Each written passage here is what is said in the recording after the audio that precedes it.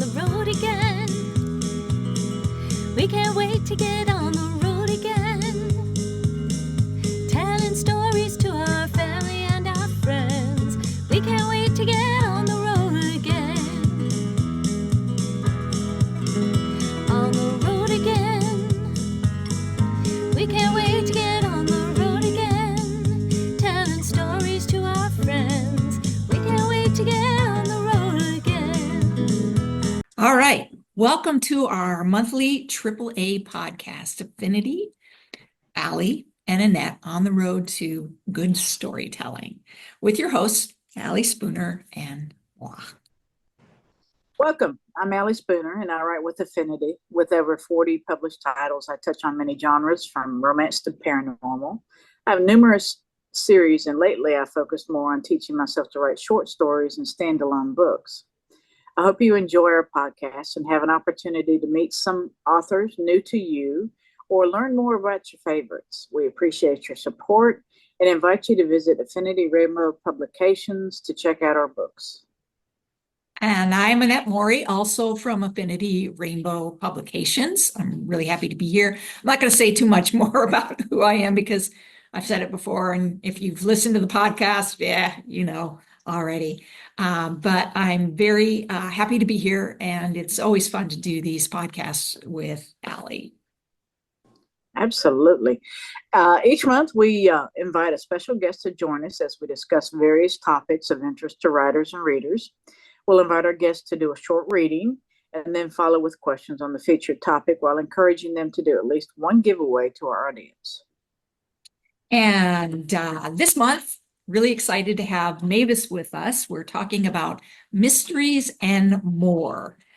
We feel so lucky to have Mavis with us. She wrote the popular Caitlin Calloway mystery series, of which I just recently sort of started rereading that because I wanted to be prepared.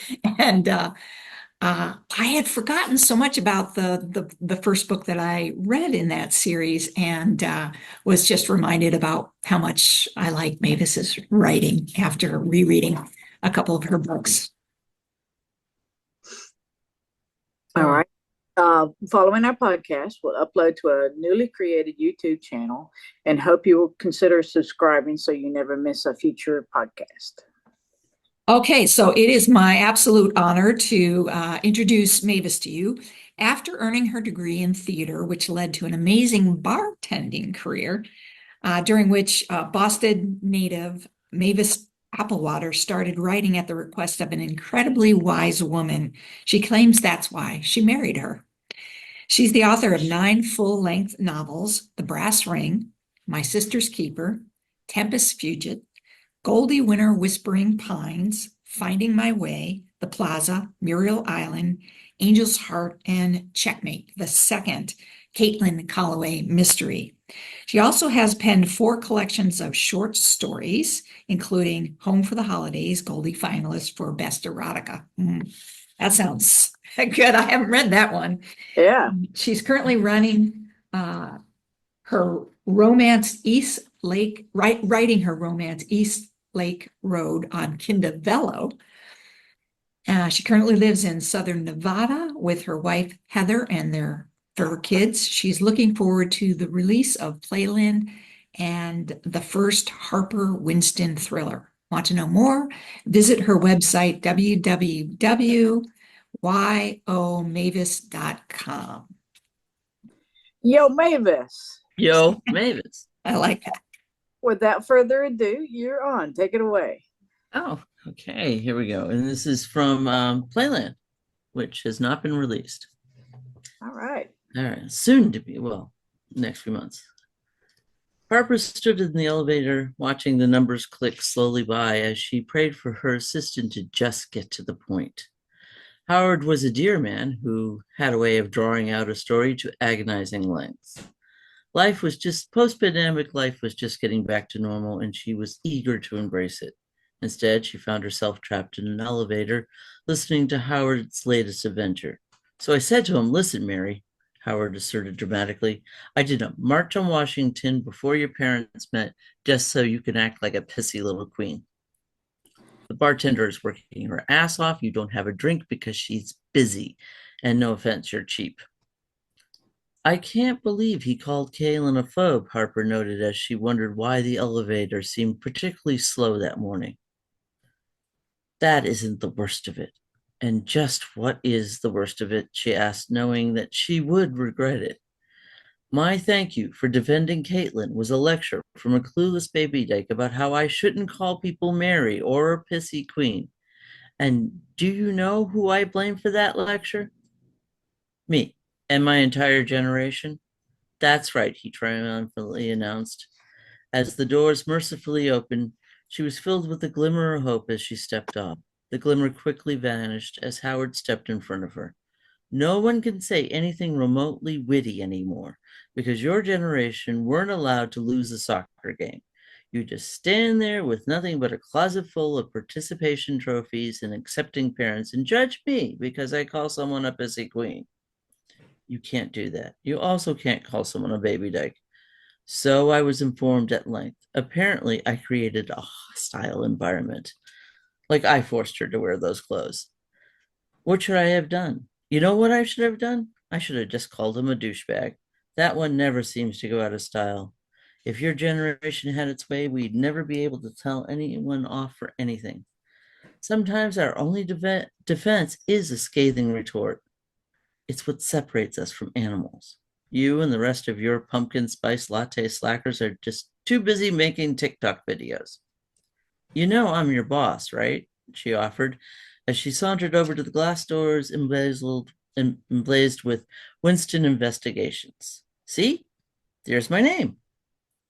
Don't be ridiculous. Everyone knows Della is the one in charge. In fact, she's the one that hired me and everyone else. Tell me, what is it you did? I hired Della. Hired? Hired, big, fine line, really busy. Oh, God, it's busy in here. I love it. She addressed the receptionist. The post-pandemic world really is certainly good for business. Nothing like being locked up with your nearest and dearest that will make a person want to know about their assets. We can thank the pandemic for the baby boom and the much higher than normal divorce rate. Gotta love that California is a community property state. But another reason to stay single. Yeah, that's the reason, Howard snickered.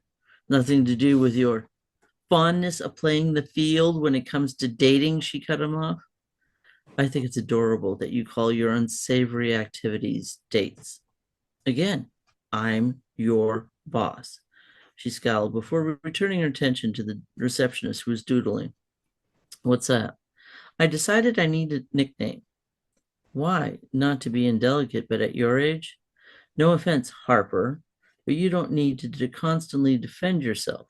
No one assumes you're evil based on your name. Sorry, I never thought of that, Karen. Why would you? You have a cool name. People still say cool. Spoken like a true millennial, Howard sighed dramatically. I'll have you know, my parents met at a bookstore. That's how I got my name. What does a bookstore have to do with your name? Each of them decided to pop in, buy a replacement copy of their favorite book. Same book? Yes. I'll give you a hint. My name was almost Scout. That's adorable, Howard placated her. It almost makes up for your generation killing off bookstores. You're a funny little man, she wearily offered. So, Katie, we'll try that. Katie, I should know anything I should know about? Senator Garland is trying to reach you. Oh, Cousin Susan. Della spoke to her. Anything else? What the actual fuck was screamed from across the office? Earlier, Andy was carrying something that looked like a body rolled up in a carpet. He was heading towards Della's office. Karen innocently added. Next time, lead with that. Oh, and there's a potential client in your office? Della was on her way to meet her, and yeah, well, based on the language we just heard, she's been delayed. Howard, find Andy, chain him to something sturdy, and I'll meet with Mrs. Culpepper. Do we know what her issue is? Apparently, it has something to do with Uncle Tommy's horse. Harper hurried towards Della's office, only to have her cut her off. What's in there? She questioned, jerking her thumb towards the door. No time, Della hissed in response. Let's just say Andy is a dead man. We have a client. Harper ignored it and threw open the door. Holy crap on a cracker. There were only two things in the world that creeped Della Donovan out. They were clowns and sock monkeys. Seated at her desk, amongst her sports memorabilia, was a 6-foot sock monkey dressed like a clown. No time, Della hissed. Mrs. Culpepper awaits. Mrs. Culpepper was a curious woman, to say the least. Her southern accent was nothing short of gentle and proper, as she discussed her Uncle Tommy and his horse. Mrs. Culpepper and I were discussing her dilemma before I was lured into my office. Yeah, well, we heard the noise. And just what brought you in here today? Horse, the older woman casually offered. They are everywhere. During this quarantine business, one was in the house. It's simply not done. What's next? Sunday services? I swear, it's downright infuriating. I take it Uncle Tommy has a weakness. Uncle Tommy lacks discretion. Men, women, the occasional farm animal. That last one's only a rumor, I hope. And how can we help? She nervously questioned, having already decided that she wasn't going to accept this woman's business. There are claims being made. I see. Do you? Della grumbled. I've been at a loss. I doubt there's any credence to them, given Uncle Tommy's advanced years and lack of any previous claims. I have my doubts regarding his virility. For some reason, he's enthralled with the idea. You can't talk any sense into him. I just need to prove what is painfully obvious to anyone who isn't a halfwit. She gave a disbelieving glance. I understand. Uncle Tommy's girlfriend is pregnant or has recently become a parent. You'd like a DNA test or some other evidence that would confirm the old bugger isn't the daddy. Girlfriend? He's far too old and she's far too slutty to be a proper companion. I must confess, I had my doubts about you gals from California, but your agency was highly recommended. Thanks to Uncle Tommy's fondness for wine, I find myself trapped here in Napa. He recently invested in a winery. More money tossed into the outhouse, if you ask me. Yes, and an heir would be most inconvenient as well. More money tossed into the outhouse. I would, of course, welcome a new family member. Of course you would. As I said, it's never happened before. I simply assumed that Uncle Tommy couldn't properly ring the bell. Just out of curiosity, who is it that recommended us? Mrs. Culpepper is an Ashford, Della readily supplied, with a mischievous gleam in her eyes. Oh, I understand, Wakin. I'm not convinced of the connection. My apologies, Della merrily offered. I failed to introduce my associate. This is Harper Danfield Ashford, Spalding, Bradford, Devonshire, Winston. A Danfield and an Ashford. Wait, you're the wine people. Isn't your daddy in politics? He was a United States Senator. He's retired now. That's right. David Winston, bit of a tree-hugging liberal. David is my brother. My father is Jonathan Winston. Goodness me, is he still alive? 93 years young, and he could still beat me at tennis. Harper boasted, knowing that her guest would still find something snarky to say. She sucks at tennis, Della confided while typing on the computer that was resting on her desk. Truth was, Harper barely used it. I thought tennis came naturally to you gals. Or is that soccer? Della, have you explained that we have a very full Mrs. Culpepper is a Delta? Della cut in. Why, Miss Winston, are you a Delta? We both are, she bitterly informed her while nodding towards Della. She was furious, knowing that this annoying woman assumes that since Della is Asian, that she wouldn't qualify to be a Delta. Oh, I guess you didn't finish. She seemed to be struggling. Finished what? Stanford? Della sputtered, clearly perplexed. Well, yes. No, we finished. Della not only finished, she went on to Berkeley for her master's. I stayed on at Stanford to earn my law degree. What happened? I mean, how did you end up here? We opted for happiness, Della informed her before Harper got a chance not only to tell this irritating woman to go to hell, but offered to help her along the way. Why don't we get the paperwork going? Della quickly suggested, just as Howard entered the office. Perfect timing, Howard. Could you print out the standard agreement? Paperwork? Tedious, I know. Oh, and Harper and I are going to be traveling. So, yes, I know. I'll need to water her plants and look after your cat. I love looking after Mr. Gunderson. He's great. Really, Harper's question? He's surly. He hates everyone, and every time Della goes out of town, he poops in her shoes. And her most expensive shoes, I might add. My cat is a doll, Della argued. He reminds me of a drag queen I knew back in Michigan, Howard offered excitedly. Ginger Snapdragon. That cranky old bitch hated everyone. She was nothing short of fierce. The following day, Harper found herself trying to shake off a bad case of jet lag while she and Della navigated their way around the upscale apartment building in New York. They knocked on the door. A young woman answered. Marion Starling? Yes, she drolly responded. Look, I'll tell you the same thing I told those other vipers. I don't know anything about the murder. Murder? Harper stammered, reaching inside her pocket to retrieve her ID. What murder? Della eagerly inquired. If you're not reporters, then who are you? Harper Winston, Winston Investigations. This is my associate, Della Donovan. Now, you said something about a murder? Ah, Which begs the question, who'd want to kill a dominatrix? yeah. I do. Very good. Very Thank you. good. Well, that's when is that coming out? It was scheduled to be ready for editing before now. I'm behind schedule. So I'm hoping it's going to have to be early next year. I was hoping by Christmas that it would be out, but there's still a shot because it is well formed.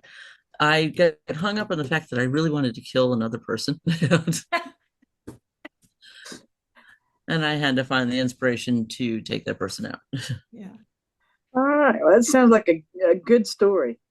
Yeah, I mean, back in the day, I used to find my victims easily when we had behind the bar a list of people who would, cheap or rude or just do something because you're wearing a name tag, you are fair game kind of individuals. So that's where I used to find, victims. Oh, very good. That's a Maybe great idea. Yeah.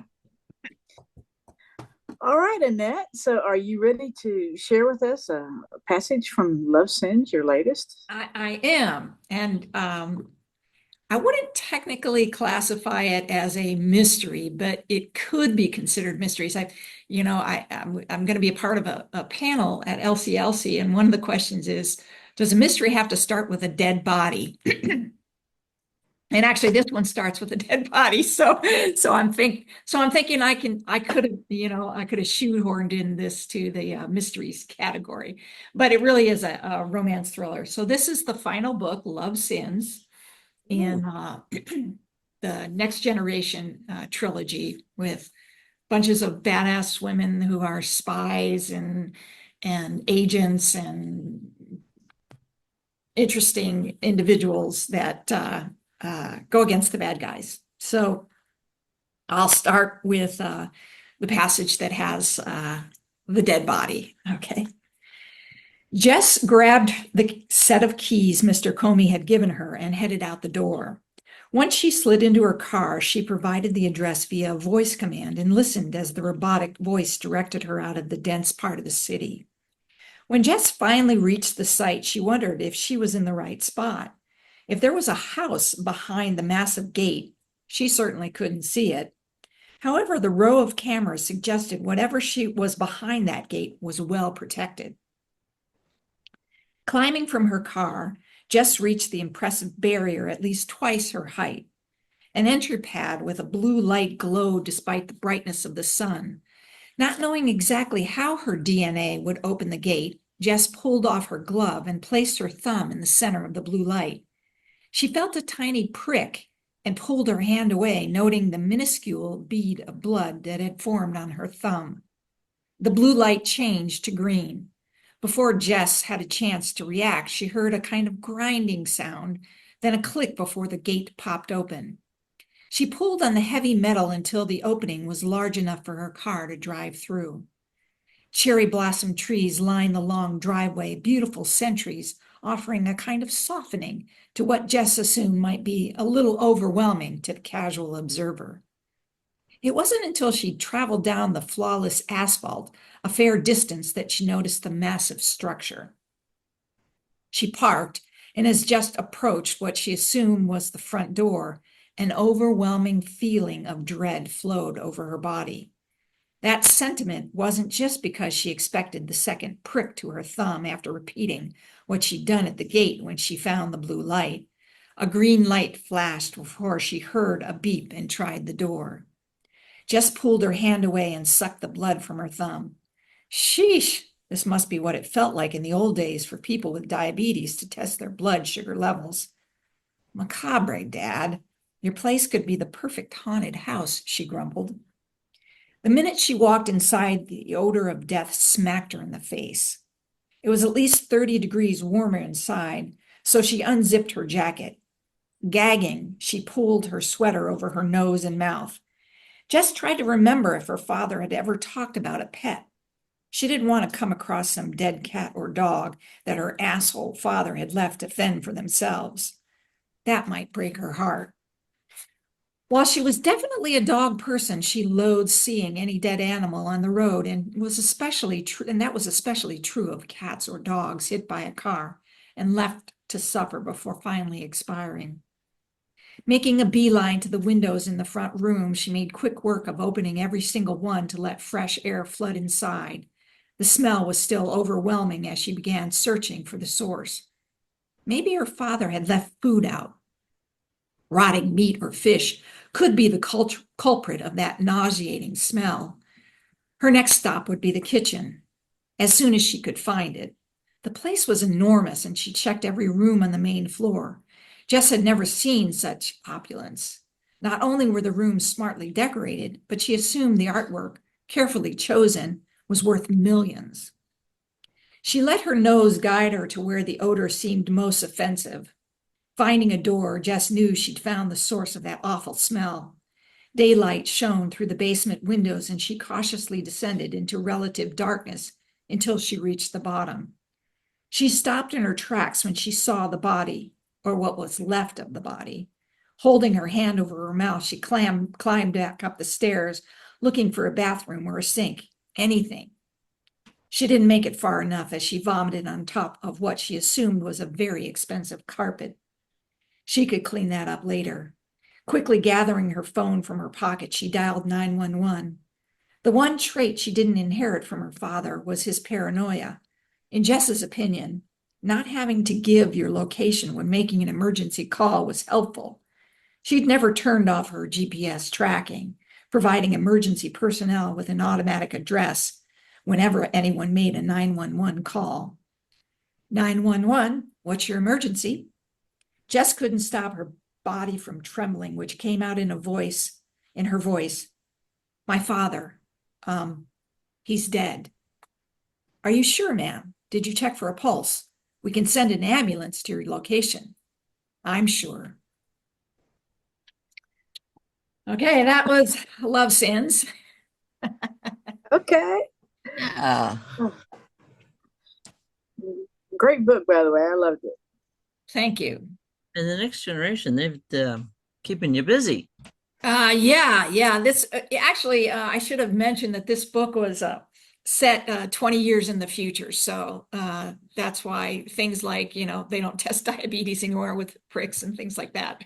So you're probably wondering, what? I thought they still did test. Anyways, so I get to talk to you on. now you get to answer our questions. Tempest, Puget, and Finding My Way. They're lovely stories in New England. Thank you. Was this home for you as a writer at some point? It was home for me for most of my life. My father was in the Navy, so I did live in Florida for a while. Okay. In Rhode Island, Newport. But, I'm from the Boston area, born, and my wife as well. And we lived up and around and on the North Shore, so occasionally you get that whole Yeah. Salem thing. We lived there for a while. Um, we only moved out here because our niece and her husband were having a baby who's now going to be 9. I can't believe it. Okay. But mostly, yeah, New England is home. I got to fly back 2 years ago for a wedding, and just to see the leaves turning and stuff, that's to me is Yeah. magical. It's beautiful there. Oh, Yeah. and peaceful, and different politics than here. I don't quite get as, here I get a little cranky. It's like, how could you not see that? Well, Painfully obvious for the You're- rest of the world. you're preaching the choir, yeah. I know. But Nevada, right? That's where you're at right now, right? Nevada. Yeah, That's purple, right? Though, so it's It- not it- like it super. flipped when we moved out here because it was red and then it was blue and then it was kind of Okay. reddish. Now it's kind of purple, and Okay. but it's a combination with it being such an interesting time in politics. Mhm. We're watching the differences going on because it's like there's a lot of important issues up there, guys. So, Yep. and there are. yeah, I'm all about get your ass out and vote because I don't want to hear you complaining. Good. If Good. Yeah. All right. Can you share the background on how you came up with the plot for Playland, since that's the book that you just read from and your newest work? Any personal experiences? Well, Playland, there's always something personal in there for me. One of the things that inspired Playland is Harper Winston was actually a minor character I used to, back in the day when we had e-groups instead of Facebook and stuff. How I got my start in doing the fanfic, Harper was a minor character I used to release a short story every Wednesday. Okay. And, I did it for about 2.5 years, with the exception of September 12th, 2001, because that just would have been rude. Yeah. Yeah. And tasteless and all that. But Harper was a minor character, and I always wanted to bring her back. She was a private investigator. She's from this family. And the nightclub I worked in forever was very diverse, and fetish nights were a big thing, which was a lot of fun. And interesting. It just was very interesting. And I think it's one of the communities that people hear that and go, oh my goodness, and just instantly judge people. Yeah. And it's like, well, no, I actually know dominatrixes and they're nice, normal people who have day jobs and, Yeah. or this is their job. So there was an inspiration there. Good. Spent a lot of years doing that, and it was an iconic nightclub. It's actually recently made a comeback back east. So good old Man Ray, which was strange because somebody wrote a book about the nightclub I used to work in, and I got interviewed for that. Yeah. Oh, that's interesting. Yeah. Yeah. They also did goth nights and gay nights, but I thought that was an interesting to work that subculture in, and I like a good. I don't like calling mine mysteries only because I feel that you could figure them out, like with Brass Ring. Yeah, the Brass Ring is the one that I just recently reread, and what was interesting, and I noted this, is it really doesn't even get into the mystery portion until like 40% into the book. I actually looked, and I was like, it's which I find interesting, is that you write.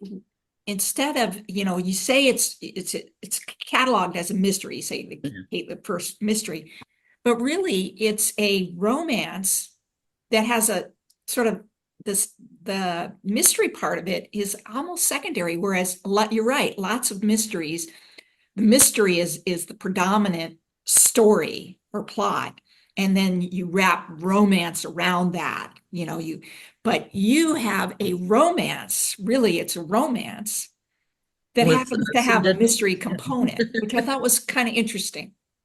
Well, it was actually one of the first one that was published. And what I liked about Brass Ring was foremost about Jamie and Cece. It was Yeah, about the characters and their yeah, romance. And for people who don't know, Brass Ring, they meet no, by Cece gives Jamie a speeding ticket right. That was great. based on friends of mine.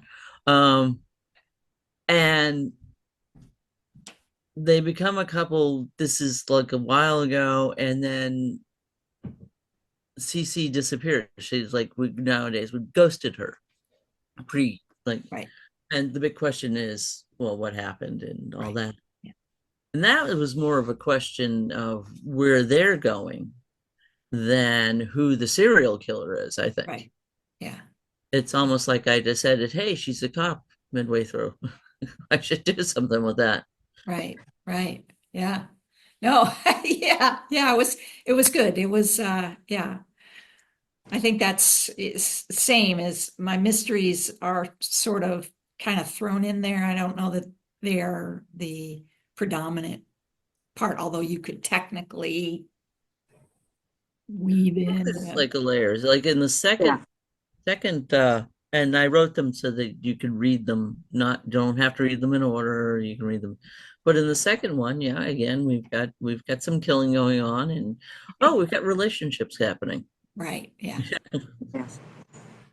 Well, I Which think that always makes it, it seems like even with mysteries or thrillers or whatever, our readership wants still to see some kind of romance in there. I mean, it's romance is the queen. So you have lawyer themes in your books. What's the particular interest in that background?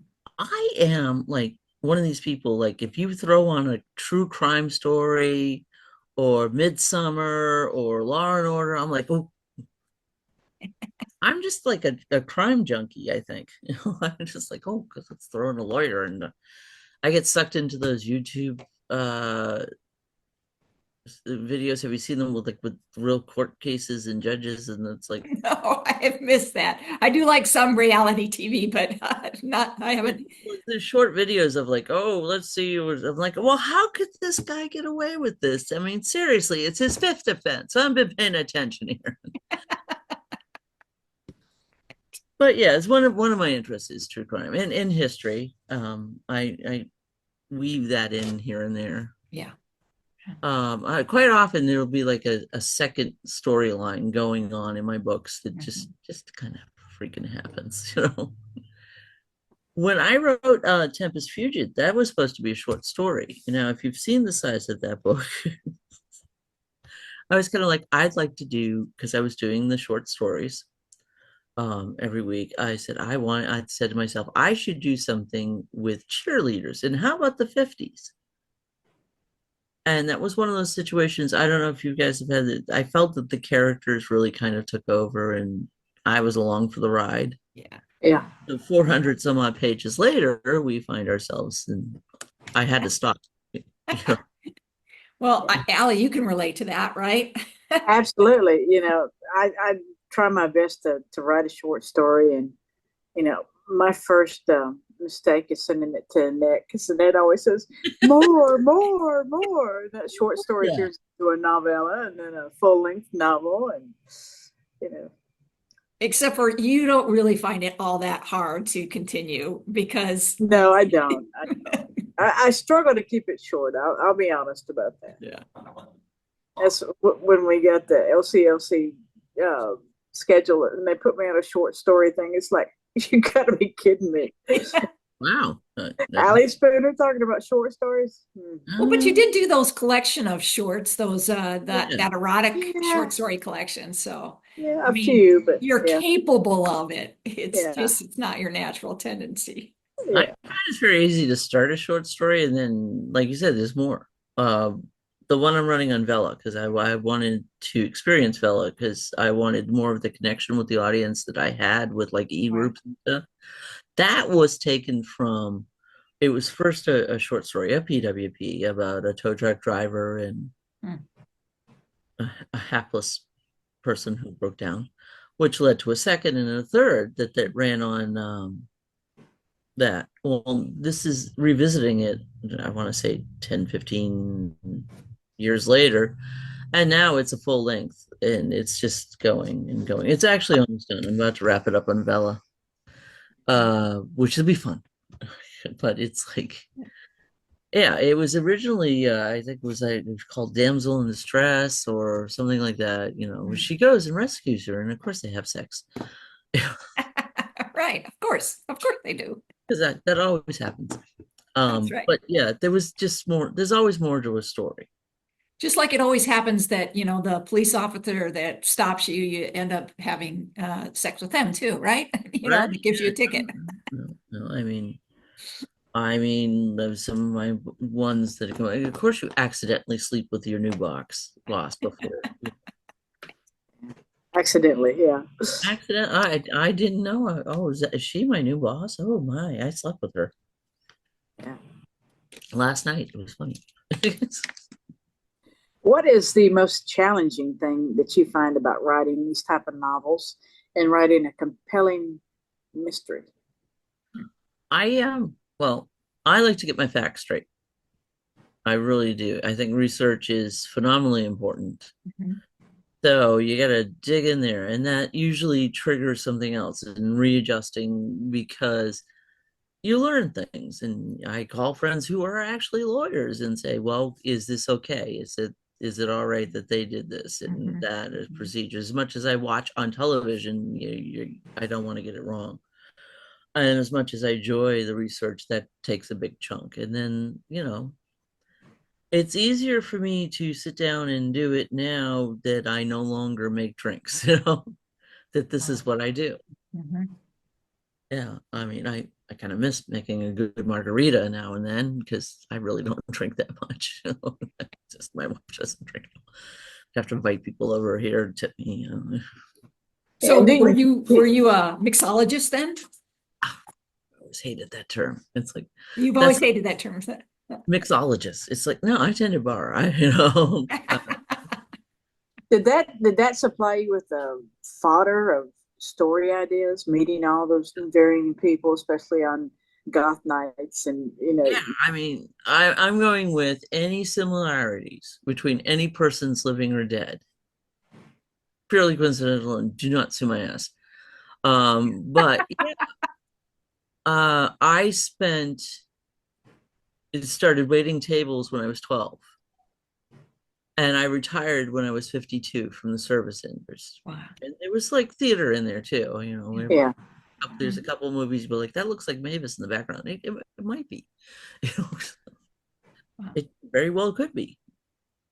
But you meet things and you pick up things. I think in our lives as writers, we just going out the front door is an experience in itself, I think. But standing behind a bar, people will tell you the most amazing and disturbing things. And then I ended up my last like decade, I was at an airport. I was at Logan Airport. So people from around the world are now telling me stuff. So it's like I said, we had a list going and even coworkers, and I'm like, no, no, no, I would never repeat that. Okay, let's just. Yeah, yeah. picking up some things. Yeah, yeah. I mean, in Checkmate, the name of the serial killer is actually a guy I used to work with, and I'm just like, that is a great one of the killers. It was referred to. I said, Jeff, you have such a good, interesting name. Can I make you a serial killer? And he was so. If you meet Jeffrey Charles West, who's now someone's dad, he's a nice guy. Not a killer.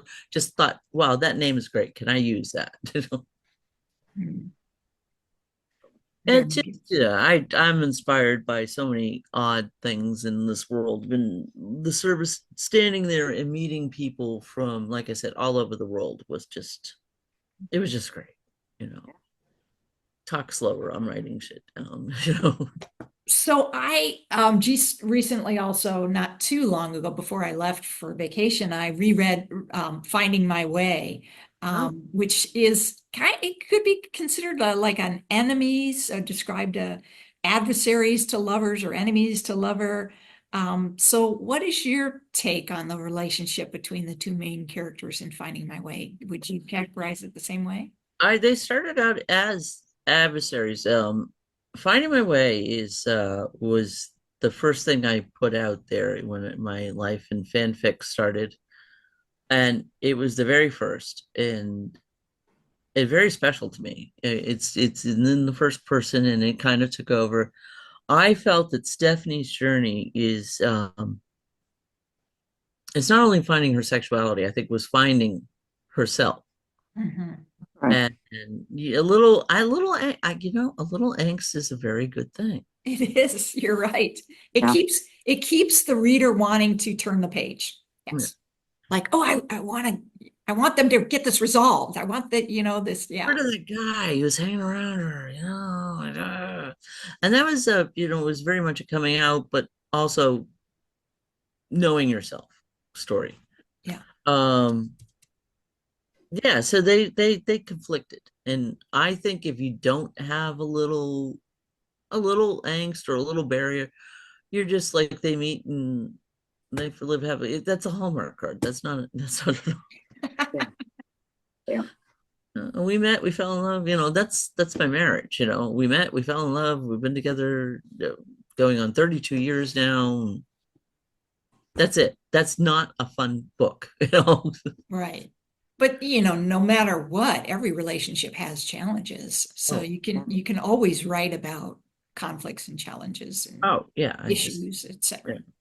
Yeah. I tell everyone, they're like, well, what's the secret? And I'm like, at some point or another, you're going to look at your significant other and either say it out loud or think to yourself, I married an idiot. I know Heather's done this.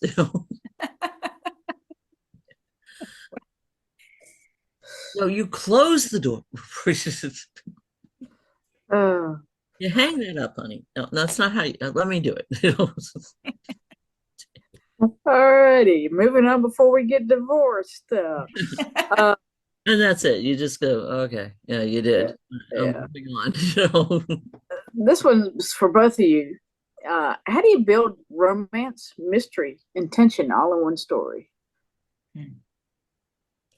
I have an interesting comment on that. Go for it. 100 years ago, I almost first published with Naiad. Oh, wow. I got the call from Barbara Greer, which was like, oh my God. And this is back in the days when you actually mailed in your manuscripts Yeah. and your letters, and they called you on the phone. And she out and out told me, because at this time, this is the 80s, at this time, you could not combine. It either had to be mystery or it had to be romance. Oh, okay. And I went, oh, okay.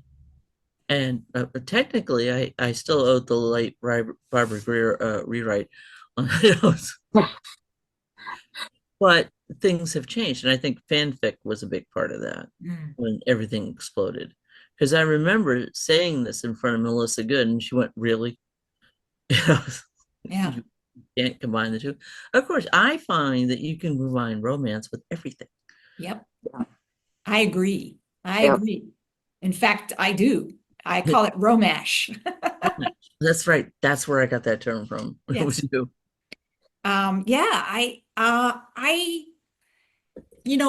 I love romance, but I also really love fantasy and historical and sci-fi and mysteries and thrillers.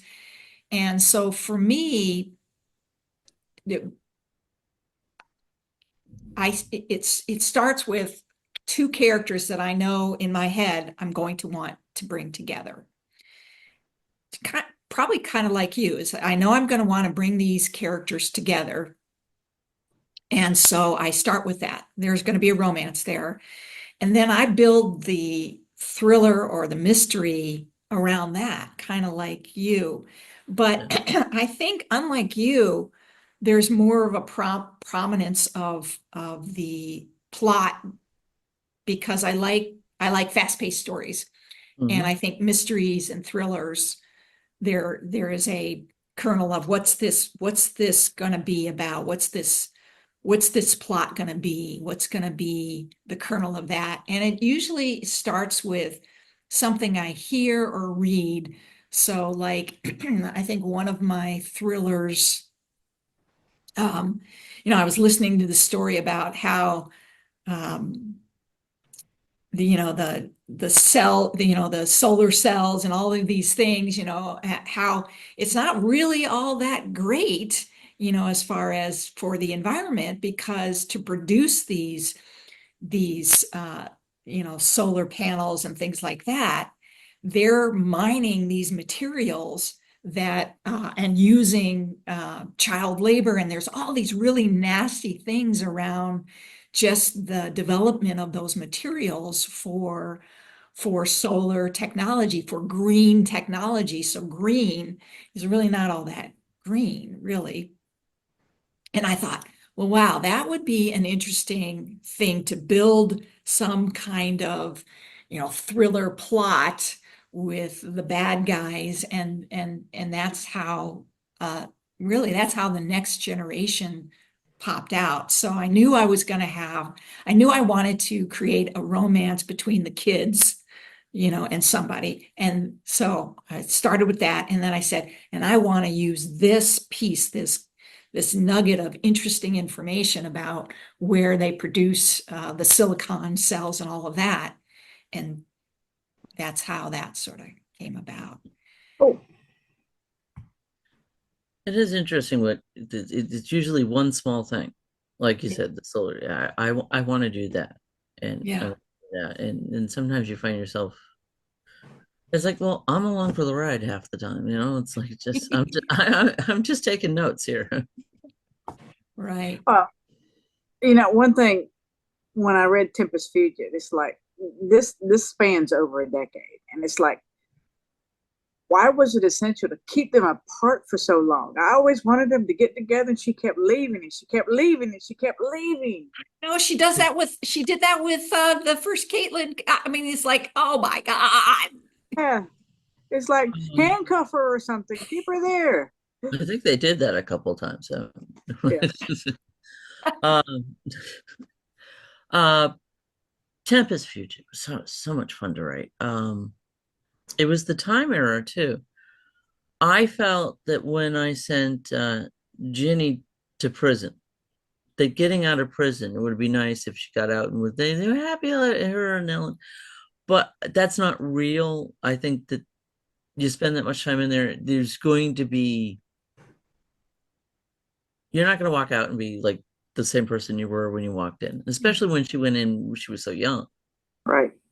And I think that they had to get that and pull it together. And then there's things about the family and pulling that all together in the time period where you literally could have been arrested for being a homosexual. Right. Yeah. Plus, you just love angsty stuff too. You Yeah. just love to keep us turning the page so that we can see the two finally get together. Yeah. Yeah, I did that in My Sister's Keeper too, which I want to note to everyone. Mine came out first. I know it's a familiar title, but Right.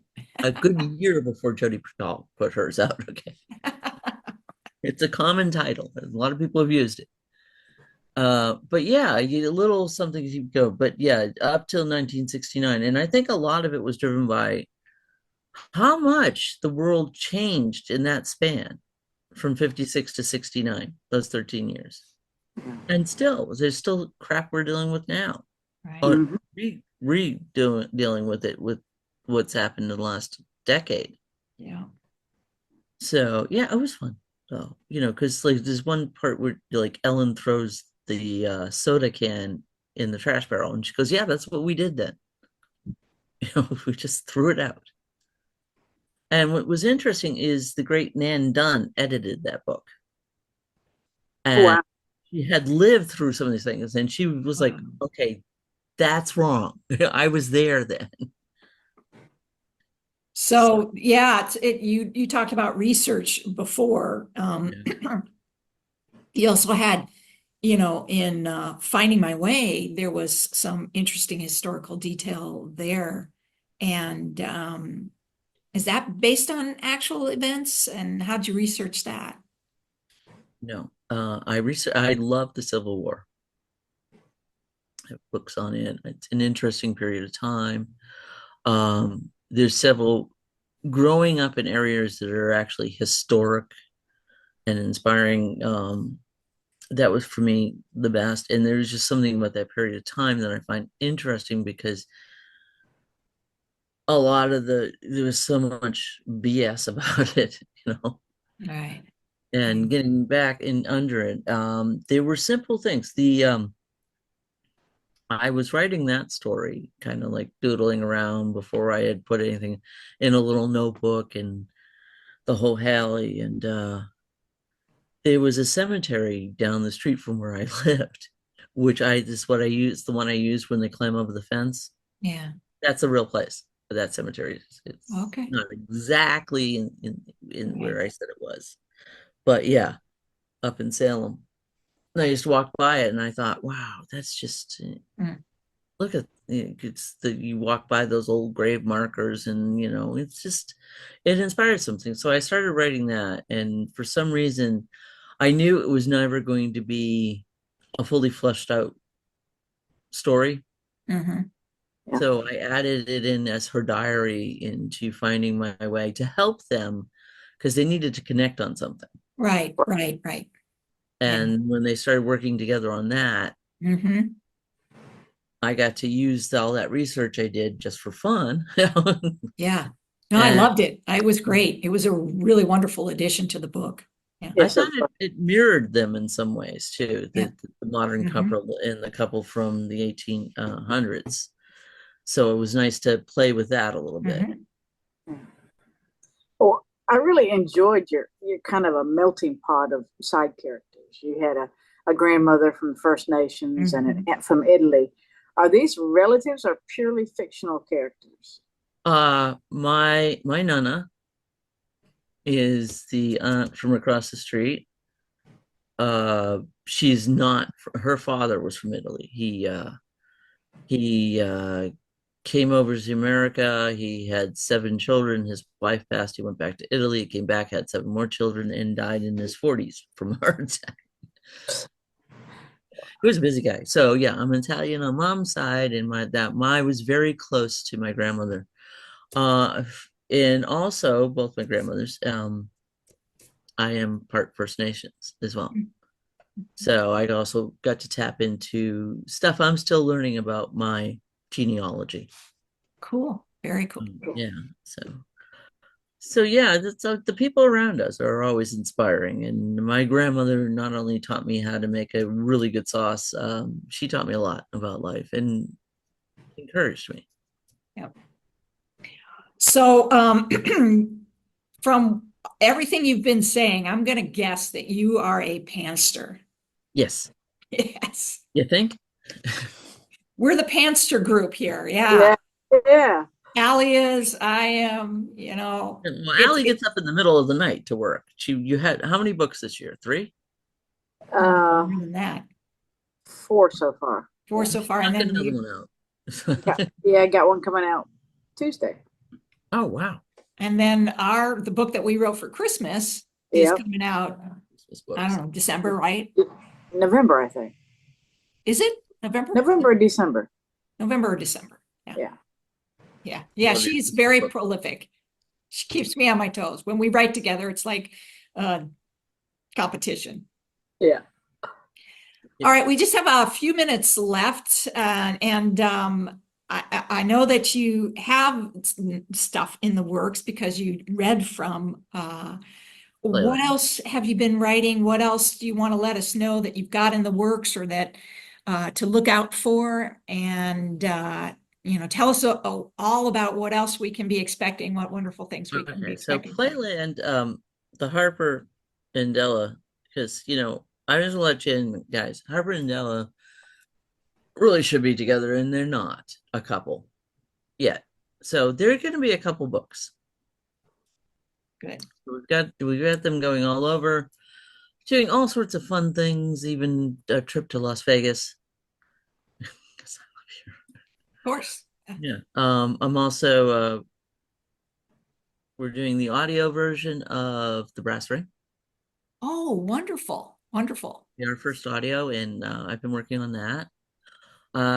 Also looking forward to doing my own little podcast that I do, as you both have been guests, and I hope Yeah. we'll be again. Yeah. Yeah. I have Faye Jacobs coming up, Karen Callmaker, Shane Curry's coming back. She has a new book out. Renee Bess has a new one coming out in December, which I'm Great. getting a little sneak peek at. It's fabulous. She's coming back. Diane Anderson Marshall's coming up. When we're doing a fanfic, two fanfic panels, where there's going to be several, which is going to be Susan X. Maher, Lynn Ames, Lori Lake, Lynn Christ, Melissa Good's going to do one. I don't know if she's going to be on one of the panels or just doing an AAC check. So very exciting stuff. I'm going to get to hang out and talk with a lot of people Good. on my YouTube channel, which is called Have You Read Any Good Books? Good. Which Thank you you. guys know it. Yeah, Yeah, we do, but to let the rest of let the rest of the world know. So it's there. And just I'm going to finish up East Lake Road, and then I'm going to try Vela again, because Vela's been a learning experience, because I hadn't done it and I wanted to know what it was like to do it. Yeah. And it's interesting. I've learned a few things, so I think I might revisit another one of my short stories, Remember When, and give that a whirl. So See. Vela is like you publish things in pieces, right? Is that Yeah. how it works? Yeah. Yeah. I mean, Julie has asked about that. I don't think any of the affinity authors haven't really, you know, which is interesting, because we're all pansters. I mean, it's not like we couldn't do it, Yeah. because I'm sure that lends itself fairly well to that. But for me, it's like I have such OCD about things that I've got to look over and look over and look over and edit and edit and edit. Yeah, that's what it is you don't And have that's I don't think that lends itself well to that. Plus as pansters, I think there is a challenge of I always have to go back and correct things because oh my God, did I I change have your name? inconsistencies and plot Yeah, holes yeah. and, and I just don't think I would be able to do it very well. When I started, that's how I was doing it. I was putting up an installment or putting up a story and putting up an installment, and people were like, oh, when's the next? So this lends itself to that. You can adjust and get creative. It doesn't have to be perfectly edited, like grammatic and all that. I mean, I'm certainly doing my best to get that done too. Right. But this is the before an editor gets their hands on it. This is like, here it is. Here's the story. And you can you get feedback too from your readers. Like, so it's like a work in progress, but yeah. a published work in progress, sort of. Yeah. But there's always Like a nano, right? How long is this gonna last? Are you gonna finish it? There's all that stuff that when you start reading stuff on Vela, and yes, mine is, although I've actually got the last few chapters going up soon. So it was never meant to be put up and not be finished. So just so everyone knows, if you check out East Lake Road, and another one where you wonder how they get stuff done because they're a little amorous. Interesting. Yeah. But it is an interesting process. I did learn a lot, like how I released them, and the size of them was a big thing. And it's also like many things in life, constantly changing the way they set it up. Right. I thought it was worth trying, to get that. I mean, it might be worth us talking about a little bit more. We just none of us have really glommed onto that yet, but it could be an interesting thing, and it could be an interesting way to hone your writing skills, like you said, because then you're getting that constant feedback as you're writing the book, basically. Right. Like in the old days when you would put something up at the Academy. Yeah. The Academy of Bards. Yeah. Back in the old days. Back in the old days. Okay, any final things you want to share with the readers, Allie or Mavis? No, I'm looking forward to the release. I will put it up. It will be up on well, Facebook, of course. When everything moves along at yomavis.com, and links Amazing. to our podcasts and Great. Ginny Gerth's books as well, because we're both with Wednesday Afternoon Press and all that fun stuff. And like I said, I'm gonna do a couple with the fanfic group and do that. And KG McGregor's doing, he's gonna be one of the guests too. Great. Good. Yeah. So yeah, I'm excited to keep writing. I'm excited that Della and Harper are finally going to see the light of day. And I'm Good. thankful because that's the first anyone has ever seen that. I read it to like Heather last night, Yeah. and that was it. That's the extent. Nobody's seen this. So it's Yeah. kind of different from when I started out where everyone saw it, you know. It sounds great. I'm looking forward to when it gets published. Yeah. Yeah, and I'm excited that it's going to be a couple books. You know, Yes. you're going to take them through a whole journey. So And it's not going to be the delays like in the Caitlin Calloway ones. It's not going to be like 15 years apart, which we Great. get. Good. Very good. Yeah. Then at some point there'll be a new one of those, but I'm not rushing on that either. But yeah, lots. I'm just like walking down the street, coming up with ideas. You know? Wonderful. Wonderful. Well, I love your writing. Thank you for joining us. It's been Thank you. wonderful chatting with you. Had a great time. Appreciate your time. And we're done. all right. Thanks, Mavis. Thank you.